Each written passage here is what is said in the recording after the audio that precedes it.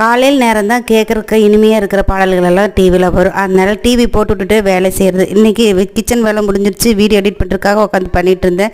தண்ணி இன்னைக்கு காலையிலே வந்துருச்சு. அதெல்லாம் போட்டு விட்டுட்டு அதுக்கப்புறம் செடிக்கு போட்டிருந்தேன், ஓஸ் எடுத்து வைக்காமல் இருந்தேன். அதையும் எடுத்து வச்சுட்டு நேற்றுக்கு சாயங்காலம் தான் துணி துவைச்சி போட்டிருந்தேன். எல்லாம் காஞ்சிருக்குன்னு சொல்லிட்டு காலையில் மாடிப்போய் எல்லாம் மடித்து எடுத்துட்டேன். பூவெல்லாம் பறிச்சுட்டு அதுக்கப்புறம் அவரி செடி பார்த்தா நல்லா தலைன்னு வந்துருந்துச்சுங்க. அந்த மருந்து அடிச்சுட்டோம் பார்த்தீங்களா, அதில் சூப்பராக தலைஞ்சு வந்துருந்துச்சு.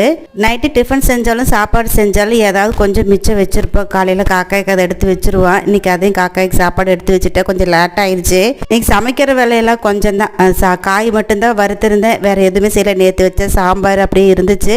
அப்புறம் கத்திரிக்காய் உருளைக்கிழங்கு போட்டு பரட்டல் மாதிரி செஞ்சுருந்தேன். ஹஸ்பண்ட் வந்துட்டார், வந்து சாப்பிட்டு சாப்பாடு எடுத்துகிட்டு போயிட்டார். நேற்று வச்ச சாம்பார் ரசம் எல்லாம் அப்படியே இருந்துச்சு.